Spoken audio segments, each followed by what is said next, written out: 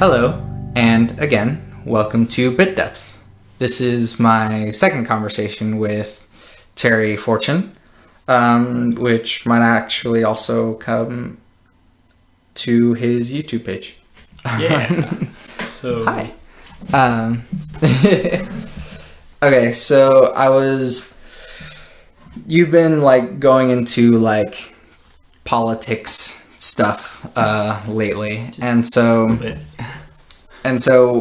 what I've been wanting to get is more of I feel like more people that I know are more on the liberal conservative side, and then we can even talk about what the heck that means. yeah.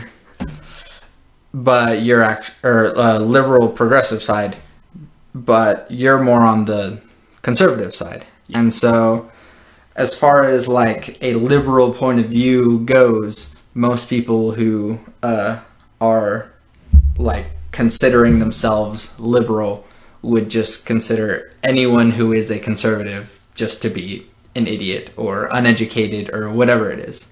I assure you there's no one political side that has a monopoly on stupid people.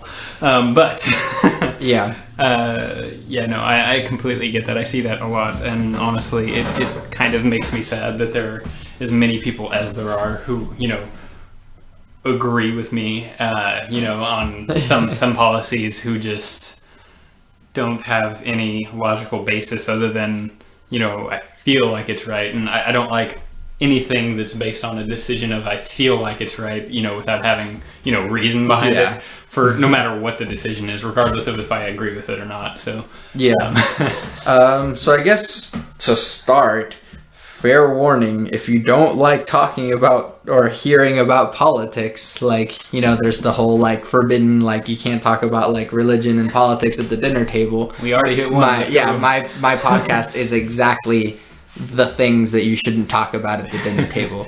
Man, that's no fun. It's a lot of fun because it's exactly what people don't want to talk about. Oh no, I mean not talking about those things at the dinner table. Oh yeah, exactly. I guess something that we could maybe preface this with, even though I guess it should have been plugged in with the previous video, is I have an interest in psychology, and I found there's a particular personality type index that seems to do a reasonable job. You can't fit everybody in boxes, mm-hmm. I know, but for me, it's a fantastic, almost spot-on representation in most regards, being the Myers-Briggs type index, mm-hmm. With me being an ENTP or the mm-hmm. debater, or there are other. And I'm a ENFP. Yes, I'm a step away from what yours is. Yeah, you're not as heartless as I am. According to the charts. I really, really value having these discussions. I think it's important that people have the discussion so that I guess the knowledge and the truth in these things can be found. Just wanted to throw that out there before we start any discussion. Okay. Which is good to know, especially mine too, because it sort of is shown in the whole purpose of my podcast anyways, is just I like getting to know people, and then having people express their ideas. Yours is called the debater and mine's called the campaigner. Yes. I want to have other people embrace these ideas. Mm-hmm. And so where I feel like I'm really similar to yours is that I like just communicating ideas. Mm-hmm. Mm-hmm.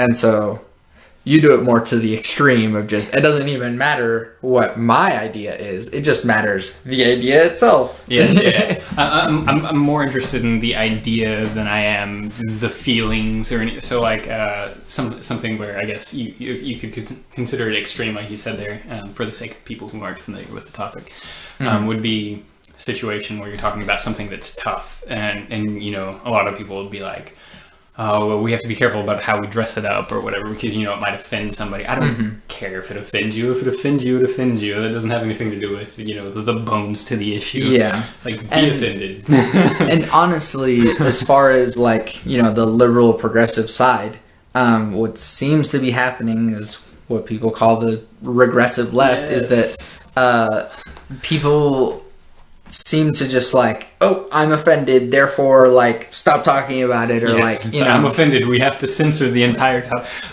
Perfect example of that, without, I guess, taking over your sentence. I'm sorry, I'm really bad about this on things that I'm exceptionally passionate about talking about. Go for it.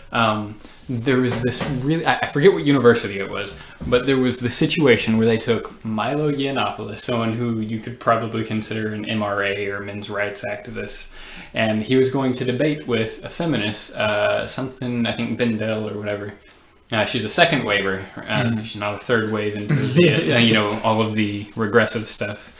But like, they were going to have this discussion, and instead of, you know, letting the discussion happen, they banned both of these people from coming to the university. The funny thing is the person that they found more offensive wasn't the person who just like outright disagreed with them on every point. They banned the feminist first.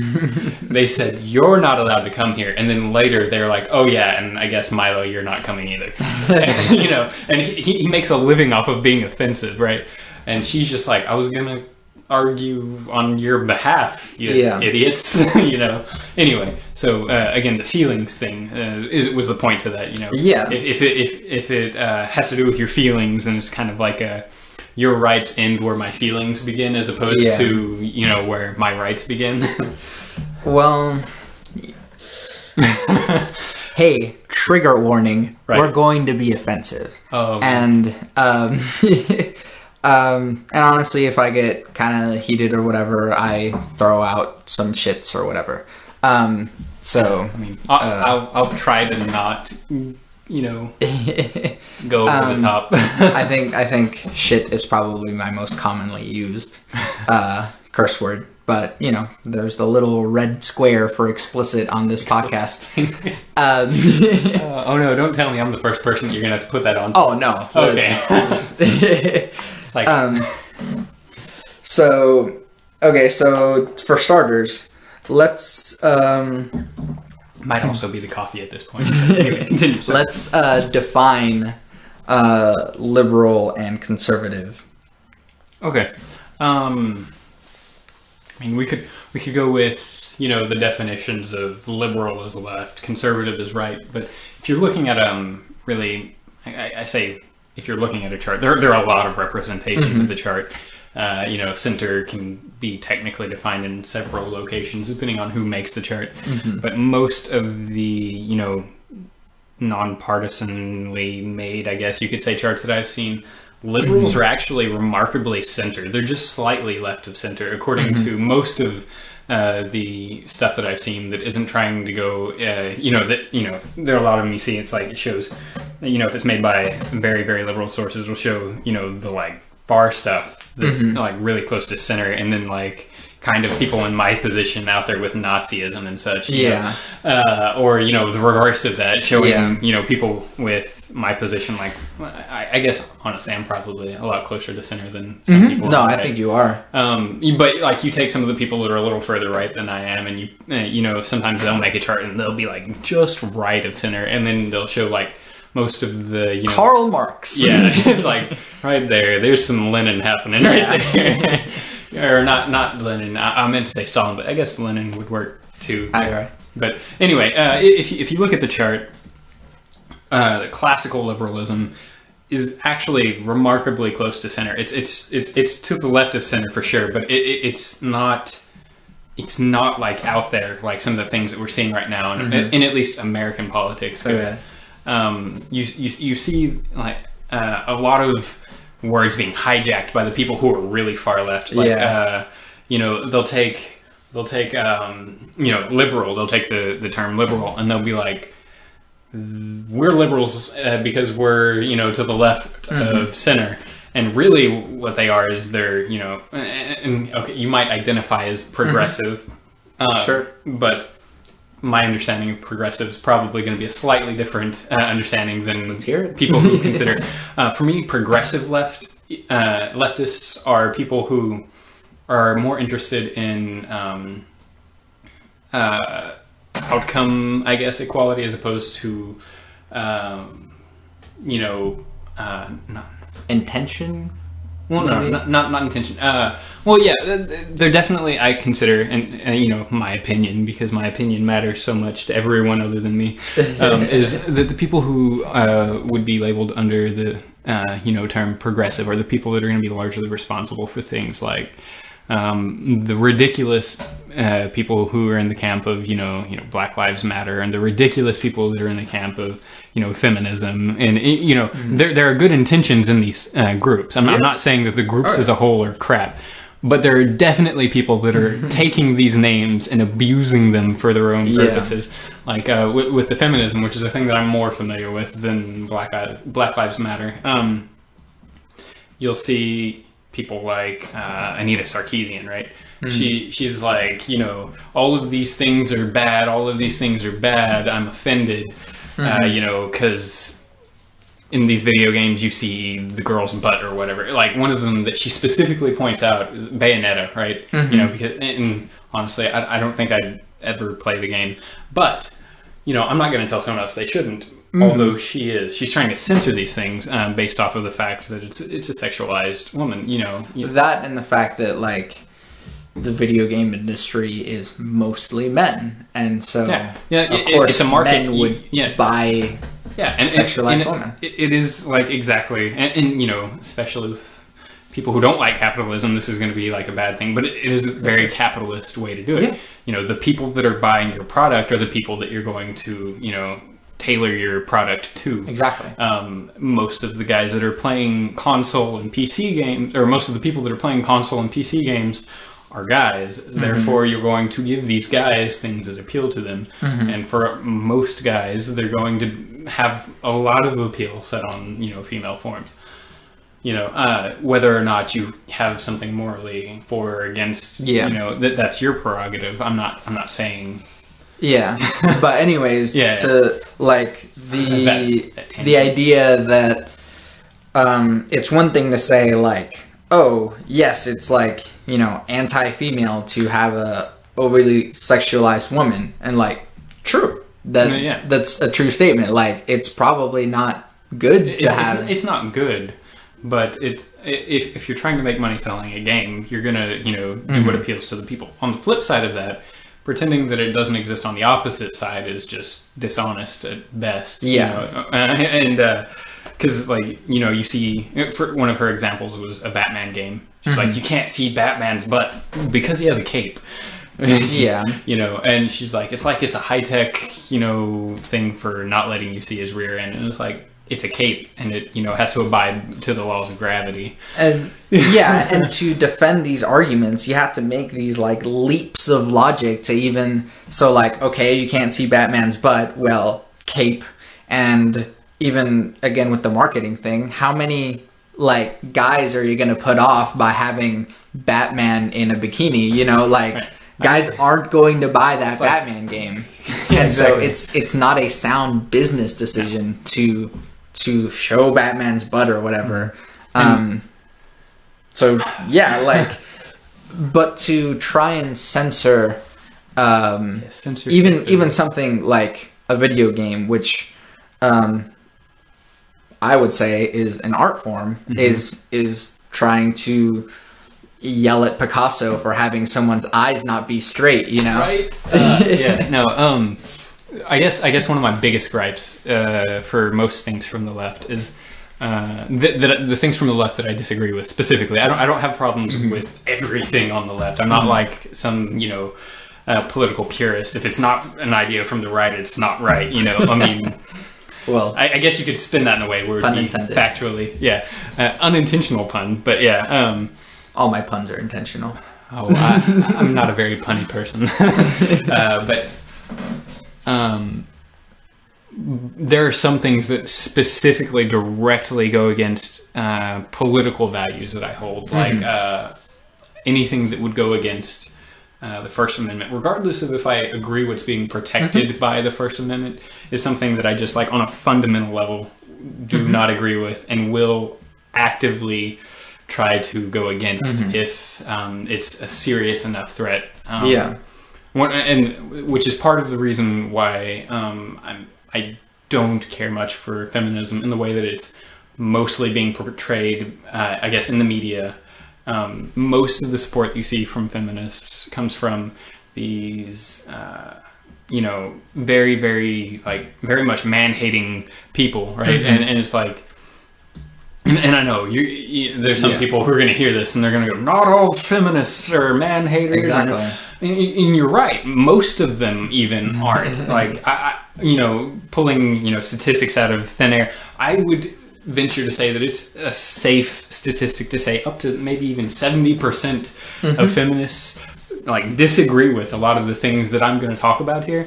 But disagreeing with something and not doing something about the things that you're disagreeing with are two completely different things. If you're going to let somebody hijack the name of your, ideology or movement and use it for these stupid, bad ideas, then you have no right to really say anything against somebody who would, criticize that idea that they're hiding behind, Yeah. Well, yeah, in the same way that liberals would be ashamed to have someone say that women are better than men. It's like, no, I'm not that kind of feminist. Yes, they're feminists, but that's not what. Yeah, it's just it's just those in that same way. In that same way, every conservative is trying really hard to disassociate themselves from Donald Trump. Well, I don't know about every little. Okay, for the record, I don't like Trump at all, and but it's disheartening to see. Even more for the record, Donald Trump should not be a viable candidate. This is true. All of the things that I support as far as a Bill of Rights and such, even if even if they're Ted, and I know Ted Cruz isn't popular among many people on the left, but even if he's factually not, supposed to be capable of running because of his, citizenship, I would leaps and bounds prefer him over Donald Trump. Honestly, mostly because he protects, supposedly would protect things like the Bill of Rights and such. Yeah. In the realm of politics, those are the 10 Commandments to me. Above all else, law-wise, those are the things that should be untouchable as far as changes go. Yeah.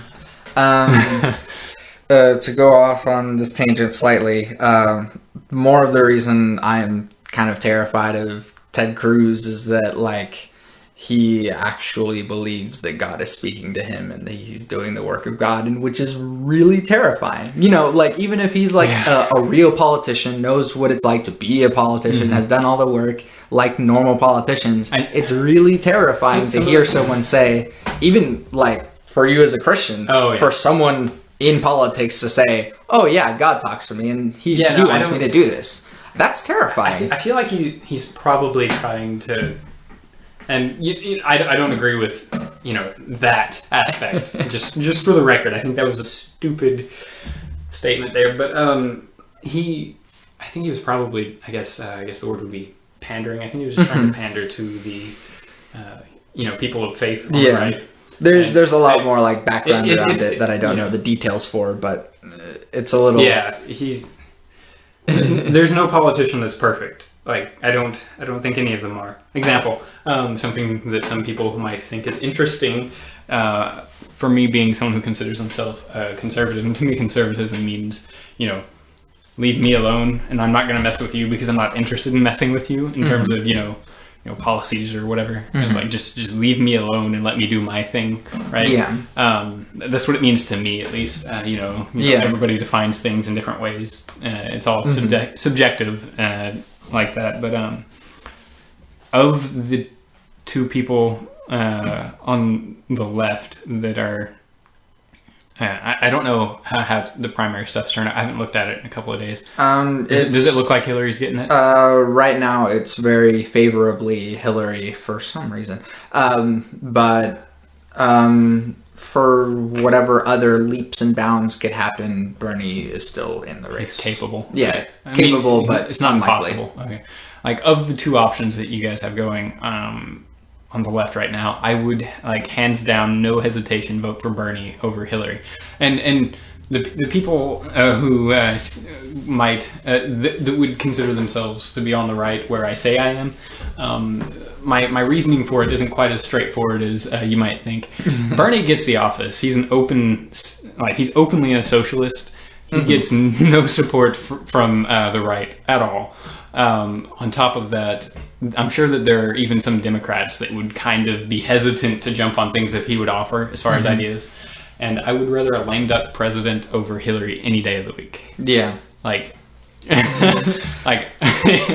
but, and you know, that's not popular, I'm sure. But well, at the same that's time, also the reason why he probably won't be getting the nomination. Yeah. Well, most of the reason as to why I think most liberals that are supporters of Bernie, as to why they would fear someone like Hillary Clinton, is more that her values aren't even like really there, because she just sort of... She just wants power. She just is seeking whatever it is that favors her, and she'll say and do whatever it means to favor her. If she had a clear path to being the sole ruler of the planet, she would go after that. Like, in my opinion, and you know, if all you Hillary supporters out there disagree with this, I don't care. In my opinion, she's a terrible person. Well, a terrible person, but like, if you just look at the statements that she makes and the statements that she says after that are exactly the opposite. Like, counting the number of lies, like not even on like a value point of view or whatever the lie was about, but just the number amount of lies. If you just quantify her lies, it's off the wall, even for a politician. Should just be enough for you to be like, I don't think so. Yeah, like Sniper Fire is a fun one that is passed around on the right a lot. Yeah, that one gets a lot of attention for people who align with me or further than me to the right. You know, the Benghazi stuff. You know, regardless, I know there's some people who were like, that didn't happen or whatever. I think I'm not familiar with that one. I don't think, but. People died. That's what happened. She knew it was happening, and you know, let it happen. Is basically what it boils down to, without going too far into it. It's not particularly one of the things that I'm more interested in, so I don't have all the details on it either. But basically, it comes down to she let people die, then lied to the families, and bad things. You know, that kind of just falls under the everyday job of being a politician. I think anyone would have made that lie. Well, any politician making the lie that directly resulted in the people dying, though. Okay. Yeah, that's different. Yes. Yeah, and then lying to the family about why they died. Yeah, not even that they died, but like why. Yeah. It's like, it was a YouTube video. Yeah. By the way, I highly recommend to everyone who has Netflix, watch House of Cards.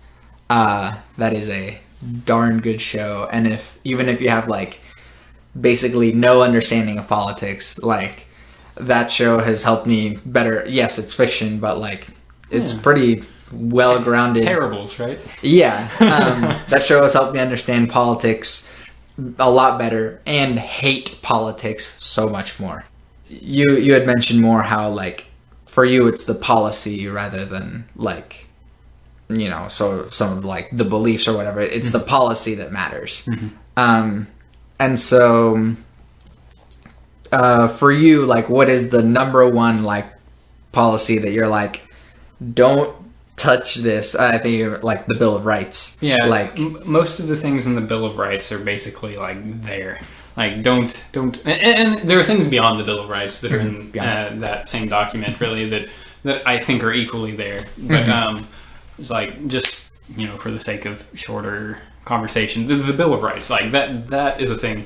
that I think needs to be, not just like protected in the sense of like, don't put people in office that are going to try to dismantle it, but also it needs to be something that people are more educated on. I personally have had discussions with people that I work with. Most people don't enjoy having discussions on politics. So, bad idea. Don't do what I did. But, I'll probably end up doing it again. Started a discussion on politics just for the fun of it because, it's political season. People are going to talk about these sort of things anyway. Yeah. Best excuse in the world right now to talk politics with people. I love it. Being someone, who likes to discuss things. But started a discussion. I think with the exception of me, every person in the discussion was black. I don't know, what people's preference are for descriptive there for the race, but like black is correct. Again, I don't particularly care as long as it's not like overtly intended to be offensive. I know I've had people fly off the handle on me for saying black, for saying African American. It's just Yeah, well, African American is a ham-fisted way of like, look at how hard I'm trying not to offend you. Yeah. Black is just in the middle enough to say like, well, Anyway, this part of the conversation doesn't have to be in it. But anyway, a bunch of guys, and I'm the only white guy there, and I think it was 4 dudes other than me. We're talking about the stuff, and I was like, they were talking about, something, I don't remember what it was, but then they kind of in passing said something about, well, this country from the start's just been a crap fest. And I was like, and again, I value ideas. I was like, the ideas that this country was founded on were fantastic ideas. Like, there's no argument that you can stand on that. And they're like, what are you talking about? Slavery? And I'm like, no. Slavery was awful. But nowhere in that document did it say there will be slaves. If anything, the best, criticism that you can have of this document on that topic would be that it wasn't specific enough in granting the freedom to people of not being slaves from the get-go. It had to be amended into the thing because people just were not, I guess, good enough to just be like, yeah, that's a person. The thing says the people have these protections, and then they're like, oh, but I bought this person. It's still a person, and So it wasn't even a problem with the document itself. It was the problem with the people who were enforcing the document. Yes, exactly. It's de facto law versus de jure law. I'm not familiar with those terms, but you don't have to. It's actually a really simple description. De facto, and it's Latin. De facto being law as it factually exists, and then de jure, and I might be getting it backwards, but basically one is law as it is written, the other is law as it is enacted. Okay. And you get Jim Crow laws is like, technically black people weren't slaves, but they basically were slaves.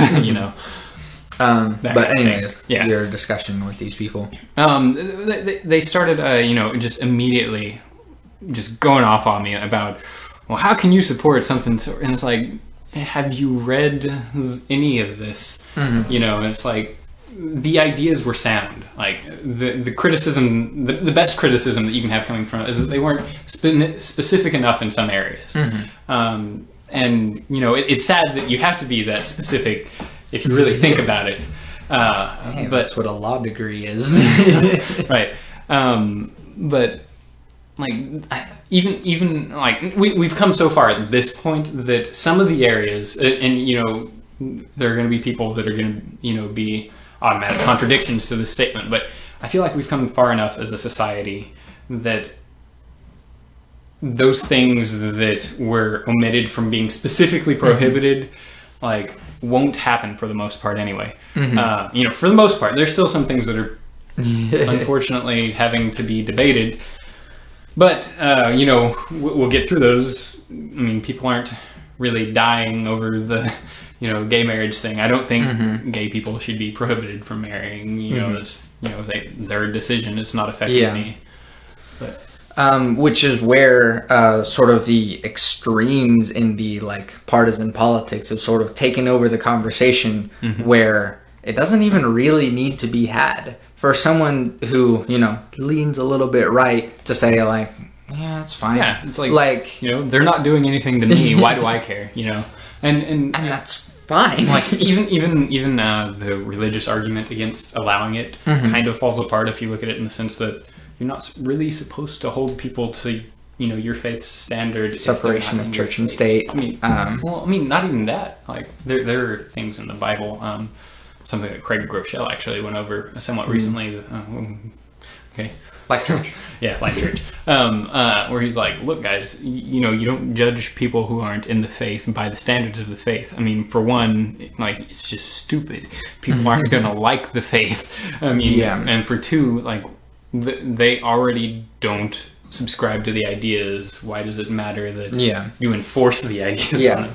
But anyways, so then you have like the extreme conservative side that like you can't even really call it that anymore. It's just like just bordering fascism on the side of Trump, and then like I can't say that like, you know, Bernie Sanders isn't a socialist because he is, but the whole taboo around the idea of socialism is already like, you know, I mean, part of the taboo I think is mostly just based off of like the success rate of most of the countries that and the idea perpetuated from the Cold War that just like, oh, anything leaning this way is like un-American and evil.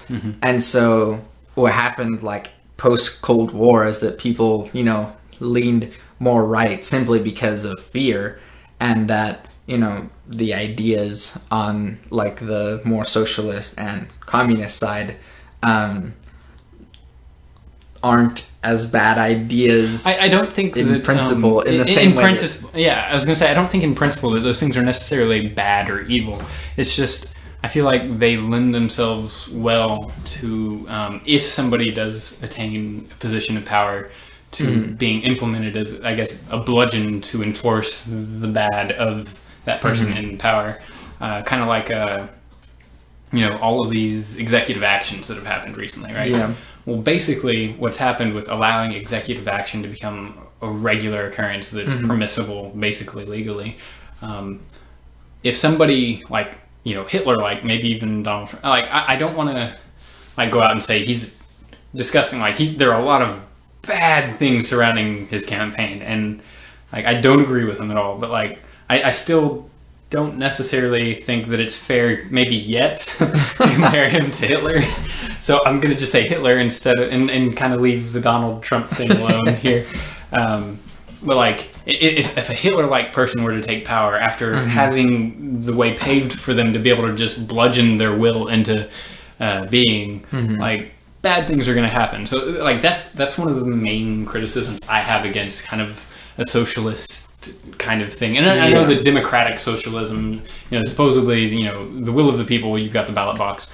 But, you know, so much voter fraud has already been, like, factually proven to have happened. I don't trust... And you know, this could be the... okay, something else. We've been, I guess, identifying me as conservative. I'm, like, on the line on libertarian and conservative. And, so... I'm not a fan of centralizing power into one position for anything, really. Well, I think that just comes from, like, the government isn't the greatest at dealing with situations. And so trusting the government to handle these situations is already hard enough. Yeah. And so me, as someone who considers themselves liberal or progressive, like, I can understand that point of view. I do understand, as like an immigrant, like that the way that the government handles even that side of things is like really crappy, because my brother has like, it's taken a long time for his whole stuff to be processed, and they just like maybe even like, I'm not going to get into the details of that because it's like sort of like personal or whatever. But just for like stuff to take this long and be done this like Yeah, and crappily. that kind of thing is exactly why I don't like the idea of the government having anything to do with healthcare, or the government having anything to do with. Really, I don't think the government should have anything to do with marriage either. But that's I don't think there are a lot of things that I don't think the government should have any part of, because typically whenever there's a problem with something, that you can usually find that problem rooted in the existence of the government's influence in that thing. It's like, it's just the bureaucracy, like, just ruins everything. I don't. Not a fan of the government, I guess you could say. I mean, I'm not either, but there are probably definite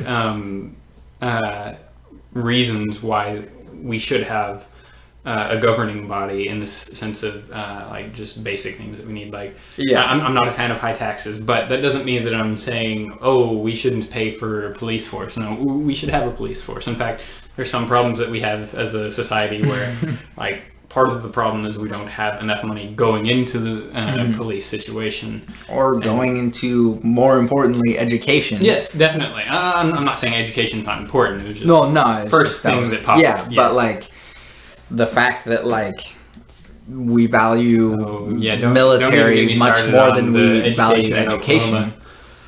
Exactly. And that's exactly, like...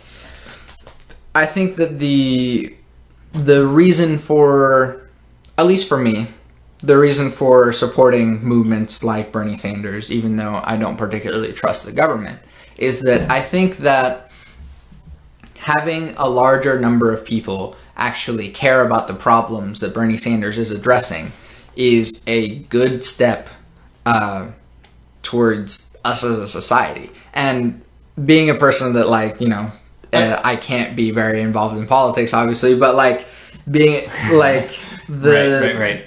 Well, no, you can I'd rather society value the things that a Bernie Sanders candidate values, rather than the values of a Donald Trump candidate. Yeah, and again, I can't stress the fact enough that I don't like Donald Trump. Well, I know, but I'm using the two as the extremes. I get you there. Again, I guess this is something that I think is a valid criticism of both Sanders and Trump. Is I'm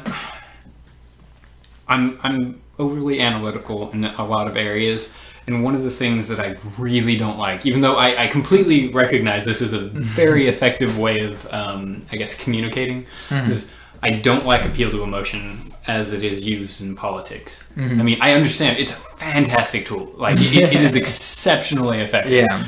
But I don't like the use of it, because it's very often used in dishonest ways or misleading ways. Yeah. And Sanders and Trump are both pretty good at doing it. Yeah. I mean, all of the candidates really are. I think the only one that really tried to stay away from it a little bit, from what I observed in most cases, was Ben Carson. He wasn't usually too big on the appeal to emotion, from what I saw.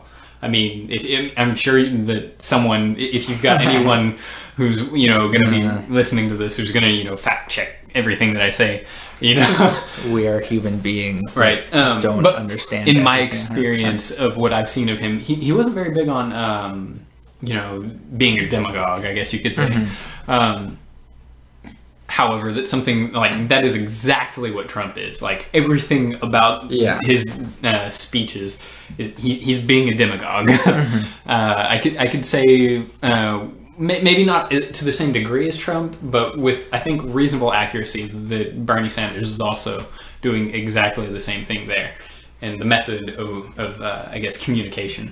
Yeah. And that turns me off to any candidate. Yeah, it's more of a, like, call to arms that, like, I'm angry about this thing and you should be too. But the difference is that at least Bernie Sanders uses facts to make people angry. Like, it's a call to emotion, but, like, it's only a call to emotion if you understand how facts work. Yeah. And I'm not saying that necessarily everything that either of them really say. I'm sure there are some reasonable there's got to be more than some because of the amount of support, but I'm sure that there are some reasonable things that I could find that I would agree with Trump, and it hurts to say that, but I mean, certainly. Anyway, it hurts. I'm telling you, it hurts. Okay, so we've gone on this just like random tirade of like politics stuff. Yeah. And we've probably even gone like much longer than my normal podcast anyways, but I don't really care. So I did want to, your ears perked up whenever I mentioned immigration. And then the other thing I was going to bring up is an interesting question that I've been thinking about. I brought it up to Ethan yesterday, and we just kind of talked about it for a little bit. And I got it from... Makes me sad that I can't get Ethan to engage in conversation with me. That's but anyway. And so, I'm sorry, but Ethan's not going to be on this podcast. Well, no, I wasn't saying it to you. I was saying it to the listener. I was like, who's Ethan? Yeah. No, he's not going to be on the podcast. He doesn't like talking, kind of just as a rule of thumb. But on top of that, he's probably not very interested in, I guess, conflict in the sense of expressing opposing ideas. Sure, but I would love to have his point of view. It's just that it's not a comfortable situation that he would want to be in, and it's not a comfortable situation that I want to put him through. In. Yeah. But anyways, that's the F in your ENFP there. And so let's start with the immigration thing that like you were just like starting on. Go ahead. That was something that I was going to point out about, of the people that are still in the running for the Republican nomination. Like Ted Cruz is probably, I mean, I'll be honest, he's the guy that I voted for in the primary. I don't necessarily agree with him on everything. One of the things that I don't agree with him on all facets of is his immigration stuff.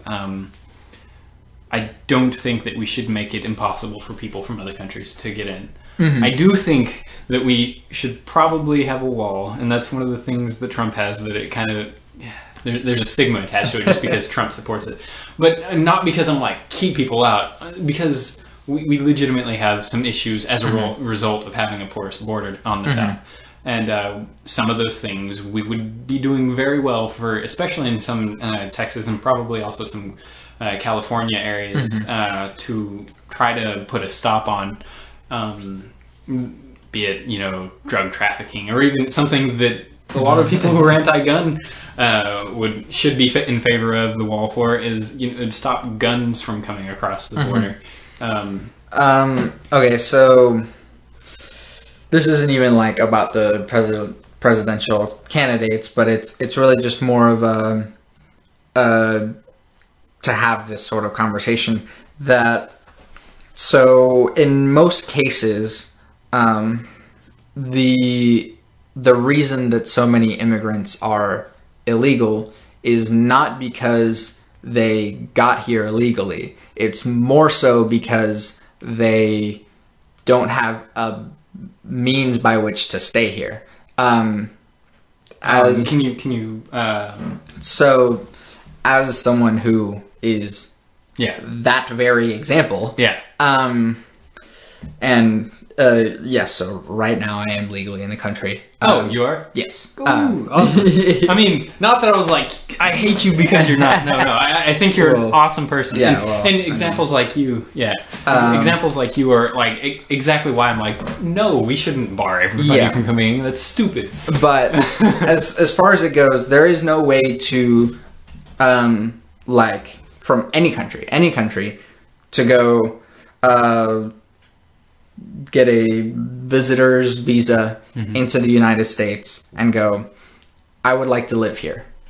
And there's no way, unless you are a refugee or getting married, there is no way, or getting hired by someone in the work industry. Those are the only three ways that you can actually come into the United States and stay. Yeah, that's one of the things where I was trying to distinguish myself on policies on immigration between me and the candidate that I supported at the polling place. He's like, from what I understand of his position on immigration, and I'm sure most people would agree with this, he's basically just outright opposed to, letting people get into the country easier and stay. I don't have a problem with most people coming into the country and staying.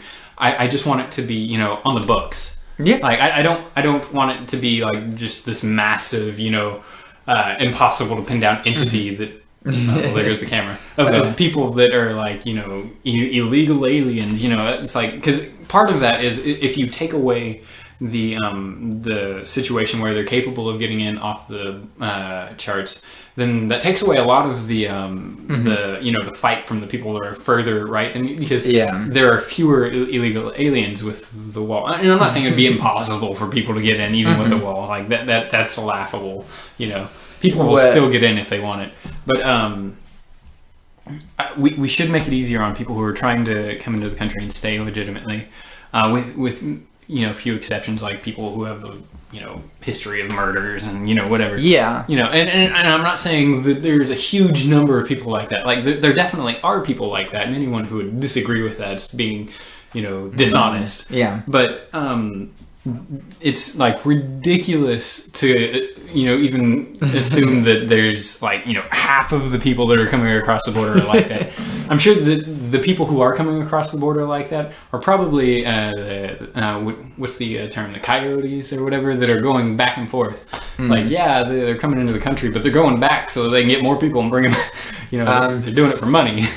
Actually, like, as far as statistics go, there's probably more serial killers already in the United States than there are coming into the United States. That is not a problem. No, at any given moment, I believe there are, 36 uncaught serial killers in the U.S.? Yeah.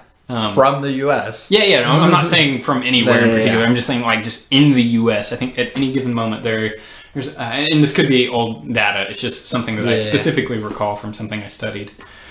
But yeah, to say that like, there's a large number of murderers coming from other countries into the United States, like that's not true, because more serial killers are already in the United States. And that speaks volumes to say that there are fewer people coming in than what already exists, and that number's in the double digits. Yeah.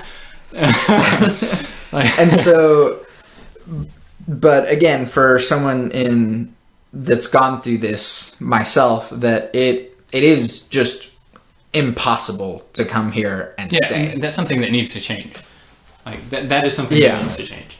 And as far as it seems, there is no candidate on the Republican side that has any remote path for citizenship. In fact, would further restrict the path to citizenship. I know, and that's something. I feel like it's going to take multiple candidates for us to get to a point like that, honestly. When I say multiple election seasons. Yeah. I honestly think that a lot of these problems... I talked to my brother about this on our podcast, but that a lot of these problems to where people are sort of like more intolerant or whatever in these cases is because they haven't actually like known any people who fit in that mold. And so it's kind of funny because like most people that I talk to and like, know me well enough, like if they ever held the view before, it's like, go back to your country. If they ever held that view before, I've never seen it, because as soon as they get to know me, they're like, I'm going to be this fair. This is an actual struggle that people have. The ENTP in me is going to flare up here for a second. There are legitimately some people that I've seen, and I'm not saying there's a lot of people like this, but there are some people that are just like horrible for the movement of trying to get that idea out of the people that are like that on the right, because they're like, and it's like this in all camps of everything. Basically, they're exceptionally inflammatory people, and there are people that are like, you know, screw all the white people, get them out of here, and then white people who are like on the fence of being like, maybe I don't know. They see that and they're like, this person hates me just for existing. Screw them. Get them out of here. They don't need to be here. And it's like, you know, it's one of the issues that I see a lot coming from the left. And I see it on the right too. But, you know, based on perspective, you see things in different lights. I'm not going to deny that, depending on what direction it's coming from. Yeah. A lot of people on the left that are like diehard opposed to everything that I stand for, you know, just based on the fact that I identify myself as not being from the left, you know. They go, you're a bad person because you don't agree with me. And they're like, they just try to stop the discussion there, right? Exactly. So like, and this happens on the right. I'm not denying it. Like, it happens everywhere. Well, it happens within the left. The most recent conversation between Sam Harris and Omar Aziz is just an example of like people on the left who agree on most things and are just destroying each other for stupid reasons. Like Dawkins getting no platform. Yeah. It's like, are you serious? But yeah, with that example too, it's like the people on the right who are just like, well, why should I support these Black Lives Matters people who just try and say that like black people are stronger than white people, like, but Black Lives Matters people don't, like, they don't think that black people are stronger than white people. It's just that there's like a small tinge of them that are just crazy enough to believe that, and then the rest of them are just fighting for equality. Something I'm gonna make a plug for another channel altogether that I watch a lot of. There's this British guy. He's mostly known for his stance against I don't even want to say radical feminism, because that's more of a second wave thing, but like third wave, like current modern feminism as it exists, that's trying to push all this censorship. Like he's very much known for being against that. But there's this video he did called Black Hitler. If you go on YouTube and you Google Black Hitler, you'll find that is the kind of person that I dislike in the Black Lives Matter camp. Exactly. Like okay. It's like it just like it baffles me that someone can be so exceptionally like just misinformed is what it is. It's not even that he's stupid, because like he's done research, right? But he's done research specifically on things that go into this one thing, and like they don't even have a historical basis. And the excuse that's always thrown out is, oh no, it's because that history is whitewashed. And you know what? History is written by the victors. I don't deny that, but it's silly. To that extent is not even an honest portrayal of history. Yeah. But anyway. But yeah, and so in the same way with like, you know, third wave feminists, like there is no pulling someone on the, like, even slightly on the right, pulling them towards an understanding, especially with these people who, you know, are so extremely like Black Hitler or third wave feminist, you know. I didn't mention or the name regressive of that channel. left. I didn't mention the name of the channel. That channel is Sargon of Akkad, Sargon, and then Akkad is Akkad, or I might be pronouncing that wrong. That's fine. But anyway. And so the same thing sort of happens on the other side with, like, you know, people on the left being like, I just want, you know, gay people to get married and women to have rights. And it's like, well, no, because white people are superior and, like, you know, all those damn Mexicans need to get out of my country. And it's like, well, you're not going to pull anyone to that side either. And so the vocal minority is just the very extreme sides of either side, to the point of stupidity. And granted, the more like white supremacist, like conservative side has been around much longer. It has. It has. But the regressive left, like censorship of, like, you know, the feminist side, but just like Funny thing is censorship of like just if it's offensive, trigger warnings or whatever. I think trigger warnings outside of what their original intention was are just absurd. If you don't like a topic, what are you doing in the area around the people that are talking about it in the first place? You know? Yeah. Like in the sense of its use on universities. That's one thing that I very much agree with Milo Yiannopoulos with is if you think that a trigger warning needs to exist on coursework or in a seminar that you are voluntarily going to, you don't deserve to be attending the university or college that you're at. Well, if you're afraid of ideas, then don't go to college, which is where ideas go to thrive. And so, and I have had like this experience with someone at UCO where someone like got into, not on like the left side, but actually on the right side. That they like were not having like they were arguing with teachers because they didn't like. Those are my favorite kind of people. It's like you're in the class and you're arguing with the teacher, probably over something that is completely irrelevant. Yeah, exactly. And so this kind of dude, like, I wanted to, but then I like decided against it just because like a little bit of like, I already treat you nicely and I don't want you to like get mad at me anymore or whatever, but like just to come up to him and be like, I know that you're very strong in these beliefs or whatever, but why are you here if you're not going to change your mind about things? The whole point of college is not necessarily to change your mind, but just to have your ideas like challenged, molded and shaped, and so if you're not going to let any new ideas in, don't go there. Yeah, that's one problem that I have with I guess English in the university level. There are professors that I would say probably unfairly bias to the left. Like if they say write about these things, but only these things, right? Something that I experienced recently at OSU, OKC.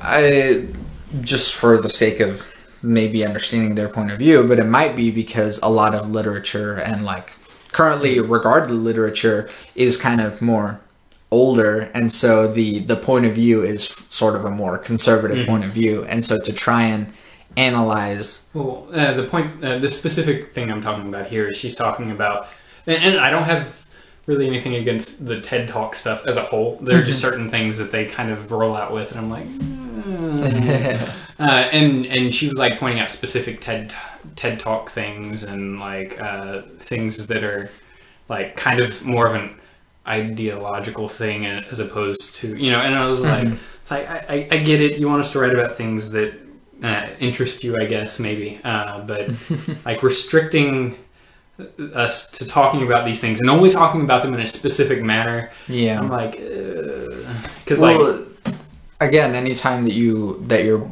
bordering on censorship is already like, you know, that's a quick way to push my buttons. And again, as someone who considers themselves a liberal,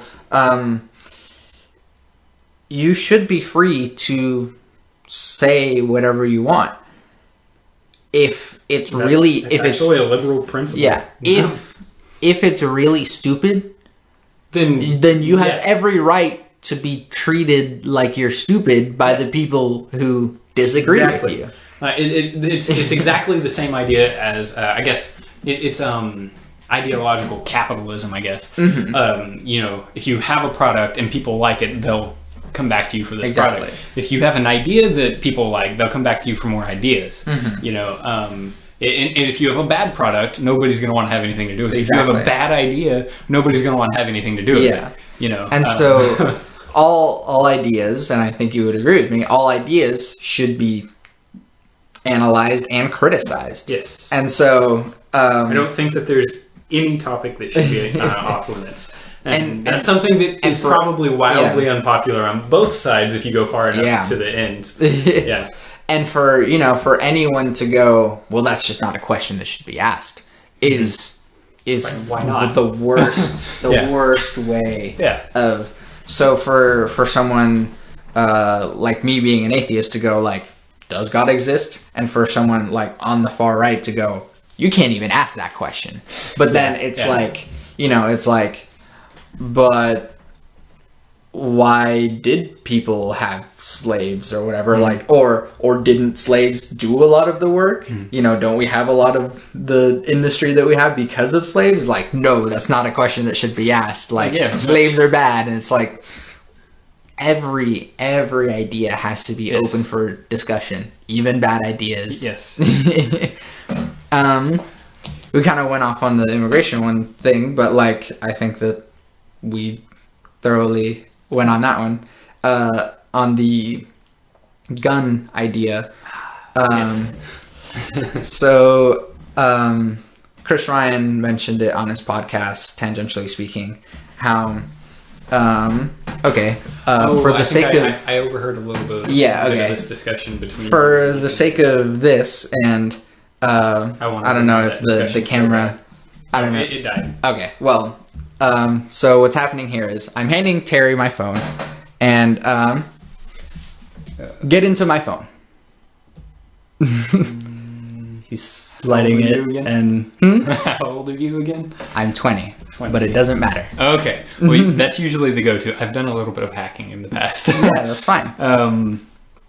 But as it goes, you don't have a way into my phone right now. That's arguable. This is an iPhone. Anyway, I get the point you're trying to illustrate. Within 30 seconds, you don't have access to my phone. As to where if I easily just put my thumb here, hey, look, my phone's unlocked. And so, why not the same for guns?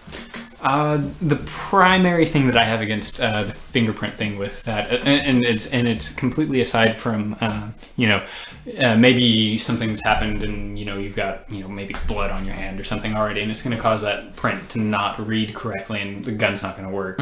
Aside from malfunctions and such, that's outside the point. No, I'm assuming you're talking about the fingerprint scanner. Yeah. Right? Okay. Yeah. Aside from the possibility of a malfunction, far detailed. Well, I mean, I don't think that the bloody print thing is necessarily that off the wall, considering the nature of the item. Let's start with the principle here. There has been a documented situation. The guy who came up with the first fingerprint scanner for a gun, he made the product, right? This is why, while I think Eric Holder was still holding the position, I don't think he's in that position anymore. But Eric Holder was wanted to talk to the guy who came up with this. He's like, "This is a great idea. I want to make a database that's directly connected to our servers." Ooh. Yeah. Now you see where I'm going, right? But that's the difference, though. That if you have a database of people. That's bordering on wearing the Star of David, Yeah, exactly. And the reason why I'm opposed to the fingerprint thing is because let's say it doesn't happen at first. Eventually, something's going to happen. Like Apple and was the FBI right now. Yeah, the government's going to want access to this. And Apple is on the right side here. Yeah. No. I'm not saying that you necessarily disagree with where Apple's at. But the government has already specifically expressed interest in taking this technology and abusing it. Yeah. If it wasn't for the fact that I already know that the government's pressured the guy who came up with this into doing this, I really don't have too big of an argument against it. I don't really care too much one way or the other aside from that, other than it could potentially put an unnecessary step in there to one actually having to defend themselves in a home invasion or something. I don't think someone should someone defending themselves should die based off of a failure. Okay, so but that's my primary bone. And so to sort of lay out a little bit on the technological side, people who listen to my podcast knows that I really value technology as far as progressing society. But, let's say I just push the button, my phone's unlocked. Like, that's the amount of time for this product in my hand for my thumb to be there and then be unlocked. And I'm not saying anything about the time that it takes for it to happen, though. Yeah. And the technology can be improved. It can be much more specific. It can be made much faster. Because you wouldn't just take the thumb scanner on my iPhone and just put it on a gun. Obviously. You would want to streamline it and make it much better to where it's exactly... And if it can get improved to the point where it can, like, definitely not make that a problem, then I don't have that problem. Exactly. Obviously. I'm not like... and then the other thing is that it doesn't even necessarily have to be like connected to the internet. It can just be like a scanner and a mechanism that prevents the gun from firing until the print is scanned. And so and I'm not saying that I discount the positives to what would exist with this. There are some definitive perks to having this be there. Like, kids aren't going to pick it up and just shoot someone or themselves. Exactly. It's going to stop people from stealing the gun and, using it immediately. I'm sure that there'll be a way that they can, remove it. But, criminals are going to be criminals. Of course. I don't have anything against the good that it does. It's just the bad, I feel, kind of outweighs some of the good, Okay. And that's a subjective thing, But I don't like and this is the, probably more of the libertarian in me. I don't like the idea of the government having the ability to, basically go, I'm going to just turn off all of these guns, But that's not... not what it is. No, I know it's not.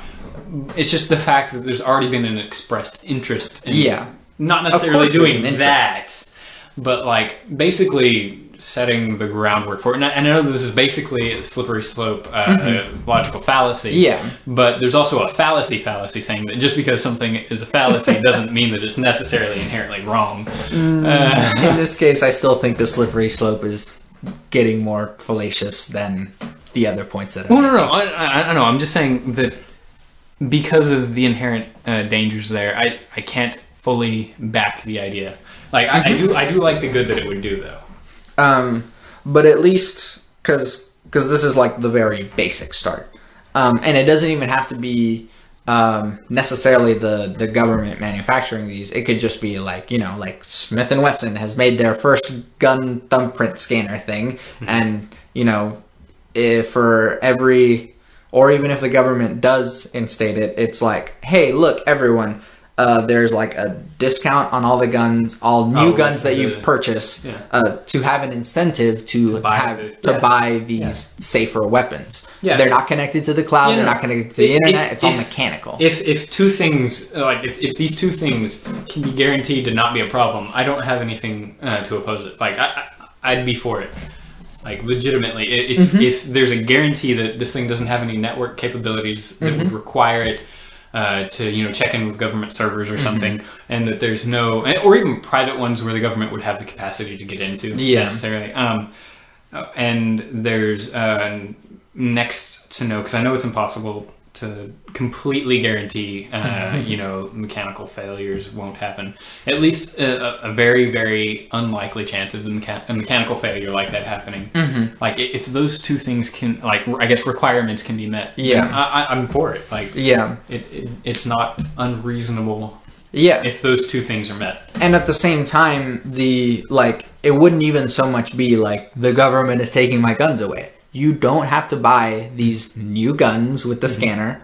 They're just cheaper. The only other thing I can think of would be that they'd probably also have to require that the gun's, I guess, processor or whatever has the capacity to identify more than one person's fingerprints. Because if I leave my gun at home and something's happening and Amy needs the gun to defend herself, but I guess that's probably just something I thought of. That's probably another thing I'd like that they'd have as a feature on there. But that's more of a, the manufacturer needing to include the feature. But as far as like from the point of view of like, the government's trying to take my guns away, it's still not like the government hasn't taken anyone's guns away. And then I think there could also be a way to, like, let's say have this mechanism, like thumb scanning mechanism, to be installed into pre-existing like weapons that already exist. Are you talking about like mandated implementation of this Not technology? mandated, but okay. But the just, option. Yeah, so like I could get behind that. Like incentives, because what works a lot better than just mandating something, what is, I guess, accepted a little bit better. People accept it a little bit better whenever it's not mandated, but it's, this is an option and it's incentivized. It's a pretty good, incentivizing people to go like, hey, look, here's a safer weapon. You can install this on your older weapon, and now it's safer. I feel like that'd probably be something you'd have to have someone do for you, though, because... Well, yeah. But yeah, anyway, that's neither here nor there, though. Yeah. But just having that sort of incentive, I think, would have the ability to reduce the number of gun deaths, the ability to... Well, okay, something you just said there. I'm going to say something that might sound exceptionally bad at face value. I don't care about gun deaths, okay? Mm-hmm. I care about deaths as a whole. Okay. Yeah, people dying by gun, it's bad, but I mean, just people dying is bad. I don't particularly care one way or another how they die. I think it's fine still. Okay. Why? I think it's more of a cultural thing. We need to, and also kind of probably a socioeconomic issue in the sense of, poverty breeds crime. I don't think that it's so much of the blame the guns for the problem kind of a situation. But if it's still a problem that can be prevented, why not prevent it anyways? Well, and I'm not against preventing it. I'm just saying that why aren't we trying to prevent it in a more effective manner by promoting things that would cure the cultural issues as opposed to the... That's honestly my point of view on a lot of things too. Regarding abortion and rape or whatever, rather than just saying, oh, well, abortion's illegal. That's actually only a pretty decent parallel there. That's only going to make abortions happen, and very bad, dangerous abortions happen. Gosnell. And so... I don't know if you're familiar with that. I'm not. But instead of like just making it illegal, it's like, no, it's legal, but let's also address the fact as to why people rape, and let's make sure that less people rape, or let's make sure that contraceptives actually work more often than they already do, or let's educate people in how to use contraceptives, because honestly the abstinence thing I'm not saying I'm not saying that it's effective. I'm saying that it is factually something that, like, in theory, should be able to do it. I understand, and part of the problem with that is also the cultural thing. Making the everything about and this is partially, I guess, a marketing thing too. Sex sells, and because of that, media is overly sexualized, and that can lead to it depends on how deep you want to go. I'm not saying that in and of itself is the problem, and I'm not saying that in and of itself would fix the problem. For the record, but it's just like a bunch of things all stacked up, really.